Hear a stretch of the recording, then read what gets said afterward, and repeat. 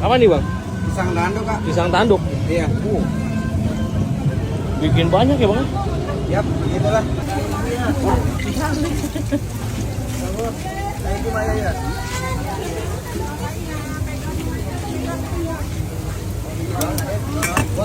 Coba Maya. Ini pisang tanduk madu dia. Ini teh pisangnya matang gitu awalnya. Apa? Enggak, awalnya kita masih pulen seperti ini. Agak keras sedikit. Jadi nanti kalau ada yang mau coklat keju, kita tinggal tambahin keju coklat aja.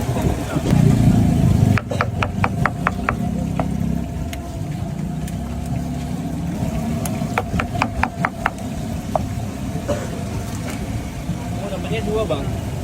Iya, kalau yang kecil dapat 3, yang besarnya dapat 2 bang. Oh gimana gede kecilnya ya? Iya, sama sih dia 3 baris.